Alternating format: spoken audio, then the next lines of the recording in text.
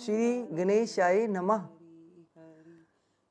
सातवां अध्याय आरंभ करने से पहले श्रीमन नारायण का जाप करते हैं।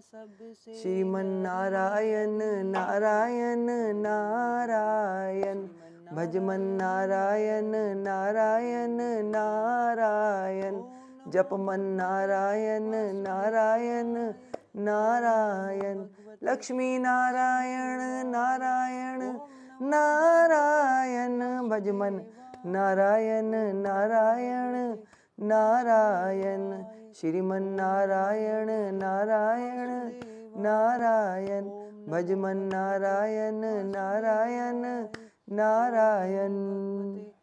अथ सातवां अध्याय। यह कथा सुनकर समस्त ऋषि और मुनियों ने सूत जी से पूछा कि हे सूत जी, आप कृपा करके कार्तिक मास और तुलसी जी के महात्म्य का वर्णन कीजिए। तब श्री सूत जी बोले कि हे ऋषियों, आपने जो प्रश्न मुझसे किया है वही प्रश्न राजा पृथु ने नारद मुनि से किया था, और जो उत्तर नारद जी ने दिया था वही मैं आज आपको सुनाता हूँ, सो तुम एकाग्रचित होकर सुनो। एक दिन राजा पृथु ने श्री नारद जी से कहा कि हे देवर्षि, श्री भगवान को तुलसी जी इतनी प्रिय क्यों है? आप कृपा करके इसका महात्म्य सुना दीजिए।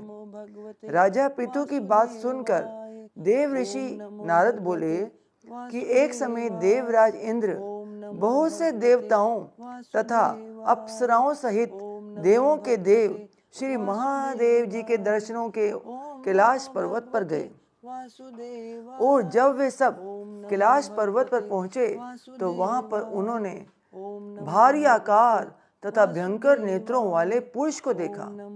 तब इंद्र ने उनसे पूछा कि तू कौन है और शिवजी कहाँ है?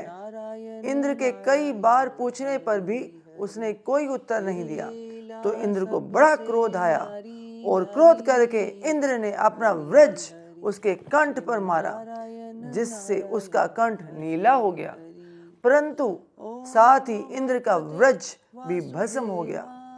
तत्पश्चात उसकी आंखों से एक प्रचंड ज्वाला प्रकटी। उस समय ऐसा प्रतीत होता था मानो इंद्र सहित सारे संसार को जलाकर भस्मीभूत कर देगी।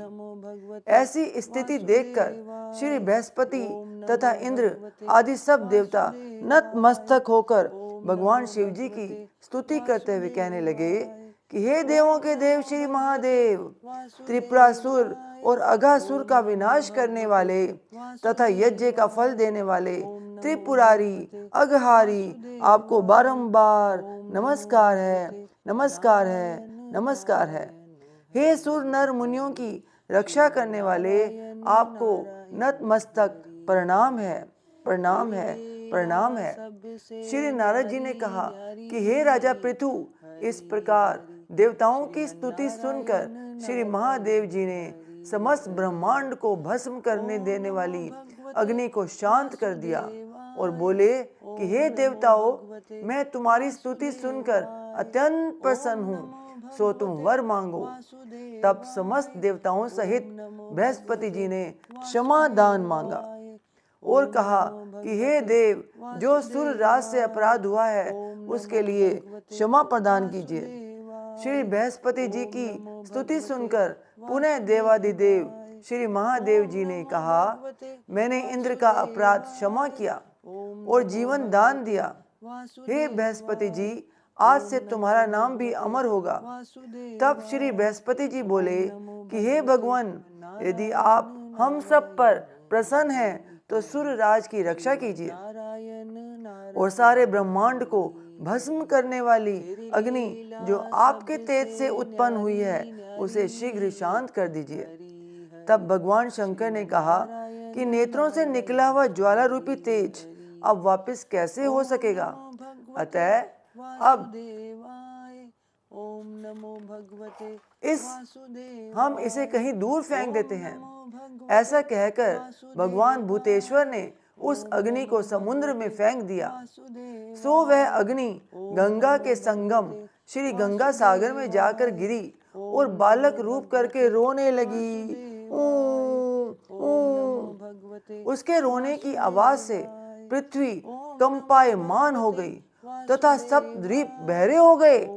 ऐसा आश्चर्य देखकर और समुद्र की गोद में बालक को रोते देखकर ब्रह्म जी आश्चर्य से पूछने लगे कि यह बालक किसका है।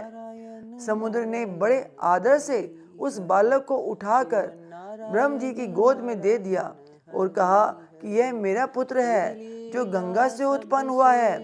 अब आप इसका जात कर्म कराइए। फिर उस बालक ने श्री ब्रह्म जी की दाढ़ी पकड़कर बड़े जोर से मरोड़ी, जिसके मरोड़ने से ब्रह्मा जी के नेत्रों से आंसू भर आए।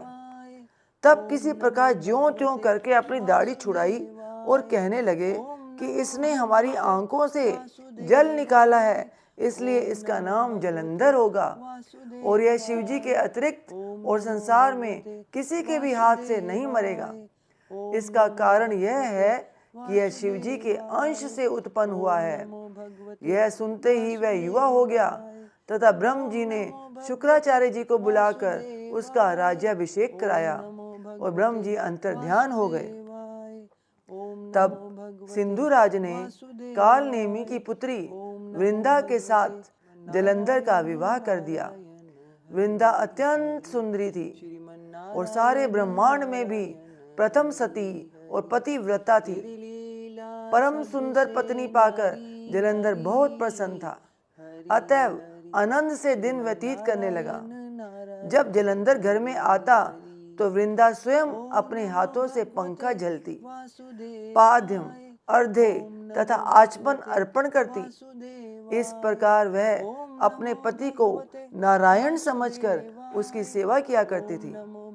नारद जी बोले कि हे राजा पृथु, अब मैं पतिव्रता स्त्रियों के कुछ लक्षण सुनाता हूँ। पतिव्रता स्त्री अपने पति के दुख में दुखी और पति के सुख में सुखी रहती है। पति के परदेश जाने पर विरह वेदना का अथाह दुख सहन करती है और पति के मर जाने के बाद पतिव्रता स्त्री पति के साथ सती हो जाती है। अपने पति के पाप पुण्य में आधे का भागीदारी होती है, इसलिए स्त्री अर्धांगिनी होती है। अपने पति के पाप और पुण्य को आधा आधा बांटने वाली स्त्री को निश्चय ही अपनी पति के मर जाने के पश्चात उसके साथ में सती हो जाना चाहिए। जो स्त्री अपने पति के साथ सती हो जाती है वह अपने शरीर के 3.5 करोड़ रोमों के अनुसार 3.5 करोड़ वर्ष तक अपने पति के साथ स्वर्ग में वास करती है। जो स्त्री सती होने के लिए शमशान भूमि तक जितने कदम उठाकर जाती है उसको एक एक कदम पर एक एक यज्ञ का फल प्राप्त होता है। ऐसी स्त्री अपने माता पिता और पति इन तीनों कुलों को पवित्र कर देती है। जिस प्रकार सपेरा सर्प को बिल से बाहर निकाल लेता है, ठीक उसी प्रकार पतिव्रता स्त्री सती नारी अपने पति को नरक से निकाल लेती है। अतः पतिव्रता स्त्री द्वारा पति के साथ सती हो जाने का परम धर्म बताया गया है, ऐसा लिखा गया है। इसलिए मेरी कही हुई कोई बात बुरी लगी हो तो क्षमा मांगती हूँ मैं आपसे। ऐसा इस कार्तिक महात्म्य की किताब में लिखा गया है। नारद जी बोले कि हे राजा पृथु, देवताओं के भय से भयभीत होकर जो सब दैत्य पाताल लोक में भाग गए थे, वह जलंधर को अभय पाकर पुनः पृथ्वी पर आकर निर्भय घूमने लगे। उसी समय जलंधर ने राहु के कटे हुए सिर को देखा तो उसने शुक्राचार्य से इसका रहस्य पूछा। तब शुक्राचार्य जी ने समुद्र मंथन के समय देवताओं द्वारा रत्नों के चुराए जाने का समस्त वृतांत कह सुनाया। इस प्रकार अपने पिता का मंथन और देवताओं के द्वारा दैत्यों का अपमान सुनकर जलंधर को बहुत क्रोध आया और उसने क्रोध में भरकर घसमर नामक दूत को बुलवाया और सुधर्मा के पास भेजा। उसने देवराज इंद्र की सभा में जाकर अभिमान वश न मस्तक झुकाया और न नमस्कार किया, साथ ही गरज कर कहा कि हे दैत्यराज जलंधर, ने जो कुछ कहला भेजा है सो सब कान खोल करके सुन लो। उन्होंने कहा है कि मेरे पिता का मंथन करके जो 14 रत्न तुमने ले लिए हैं उन पर तुम्हारा कोई अधिकार नहीं है, अतः भला इसी में है कि वह सब हमको वापस लौटा दो। दूत के यह अभिमान पूर्ण शब्द सुनकर इंद्र भयभीत हो गया और विस्मय के साथ बोला कि समुद्र सदैव हमारे शत्रु दैत्यों की रक्षा करता है, इसलिए हमने उसको मत कर जो रत्न लिए हैं उन पर दैत्यों का कोई अधिकार नहीं है। दूत ने देवराज के ऐसे वचन सुनकर वापस लौटकर जलंधर को जाकर उत्तर सुना दिया, जिसको सुनकर जलंधर को बहुत क्रोध आया और देवताओं को जीतने का उपाय सोचने लगा। उसने सभी दिशाओं में अपने दूत भेजकर पाताल में संदेश देकर समस्त दैत्यों को बुला लिया और शुंभ और निशुंभ को दैत्य दल का सेनापति बना दिया। उन्होंने दैत्य दल सहित नंदन वन में जाकर इंद्र की अमरावती पुरी को चारों ओर से घेर लिया। तब इंद्र देव की आज्ञा से देवता भी युद्ध के लिए तैयार होकर मैदान में आ डटे और अनेक प्रकार के शस्त्रों से दैत्यों और देवताओं का युद्ध आरंभ हो गया। दोनों पक्ष एक दूसरे को मार मार कर गिराने लगे। सब और शोणित की धारा बहने लगी। मरकर गिरे हुए हाथी और घोड़ों से पृथ्वी भर गई। जो दैत्य समर भूमि में जान से मारे गए थे उन्हें शुक्राचार्य अपनी संजीवनी विद्या से जीवित करने लगे। उधर श्री देवगुरु बृहस्पति द्रोणाचल पर्वत की दिव्य जड़ी बूटियों के प्रयोग से देवताओं को जीवाने लगे।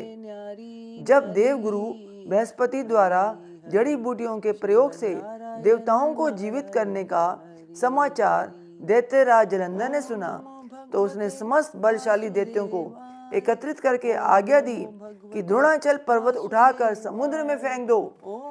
जलंधर की आज्ञा पाते ही दैत्यों ने द्रोणाचल पर्वत को उठाकर समुद्र में फेंक दिया और फिर इसके बाद घोर युद्ध आरंभ कर दिया। जब युद्ध में अनेक देवता मारे गए और गुरु बृहस्पति जी संजीवनी बूटी लेने द्रोणाचल पर्वत पर गए तो वह पर्वत ना पाकर और देवताओं का संहार होते देखकर घबरा गए और व्याकुल होकर देवताओं से कहा कि शीघ्र यहाँ से भागो, क्योंकि ये दैत्य जलंधर के अंश से उत्पन्न हुए हैं, इसलिए तुम्हारे मारे से नहीं मरेंगे। श्री गुरु बृहस्पति जी की यह बात सुनकर सब देवता घबरा गए और भयभीत होकर भागने लगे। जब समस्त देवता दशों दिशाओं में भागकर छिपने लगे तब दैत्यराज जलंधर ने जीत के नगाड़े बजवाते हुए अमरावती नगरी में प्रवेश किया। सब देवता भयभीत होकर सुमेरु पर्वत की कंदराओं में जा छिपे। कंदरा मीन्स गुफाओं में जा छुपे। देवताओं के भाग जाने पर इंद्र की राजधानी अमरावतीपुरी शुंभ और निशुंभ के अधिकार में सौंपकर जलंधर लापता देवताओं का पीछा करने के लिए सुमेरु पर्वत की ओर चल दिया। इंद्र आदि सब देवता दैत्यराज जलंधर को अपनी ओर आते देखकर भगवान विष्णु की स्तुति करने लगे और नत मस्तक विनीत भाव से बोले कि हे मच्छ कच्छ आदि अनेक रूप धारण करके अपने भक्तों का दुख मिटाने वाले, हे सारी सृष्टि का पालन तथा संहार करने वाले, शंख चक्र गदा और पद्म को धारण करने वाले प्रभु, आपको हमारा बारंबार नमस्कार है, नमस्कार है, नमस्कार है। हे लक्ष्मी रमण दैत्यों का नाश करने वाले, हे पितांबरधारी शरणागतों के रक्षक, आपको नतमस्तक नमस्कार है, नमस्कार है, नमस्कार है। जलंधर नामक दैत्य से पीड़ित समस्त संतापों को हरने वाले तथा चंद्र सूर्य दो नेत्रों वाले, आपको नमस्कार है, नमस्कार है, नमस्कार है। नारद जी बोले कि हे राजा पितु, जो कोई भगवान की इस संकट नाशक स्तुति को पढ़ता है उसके समस्त संकट नाश को प्राप्त हो जाते हैं। सो हे राजा पितु, भगवान विष्णु देवताओं की स्तुति सुनकर और उनके महान दुखों को देखकर शीघ्रता से उठकर गरुड़ पर सवार होकर जाने लगे। तो श्री महालक्ष्मी जी ने पूछा कि हे प्रभु, आप कहाँ जा रहे हैं? तब भगवान विष्णु ने उत्तर दिया कि तुम्हारे भाई जलंधर के भय से भयभीत तथा पीड़ित देवताओं की सहायता करने को जा रहा हूँ। प्रभु की यह बात सुनकर लक्ष्मी जी बोली, हे भगवान, मैं आपकी परम प्रिय हूँ, फिर आप मेरे भाई को कैसे मारेंगे? तब भगवान ने कहा, शंकर से उत्पन्न और ब्रह्मा जी के वचन के कारण हम जलंधर को कदापि नहीं मारेंगे। लक्ष्मी जी को यूं समझाकर शंख, चक्र और खड्ग लेकर जलंधर से युद्ध करने को चल दिए। जिस समय भगवान युद्ध करने को युद्ध भूमि में पहुंचे तो बहुत से दैत्य गरुड़ के पंखों के वेग से ही मारे गए। पवन से पीड़ित दैत्यों को देखकर जलंधर को अत्यंत क्रोध आया। तब वह भी भगवान विष्णु के सम्मुख युद्ध करने को आया। उस समय जलंधर और भगवान विष्णु में घोर युद्ध हुआ। उस समय बाणों से आकाश ढक गया।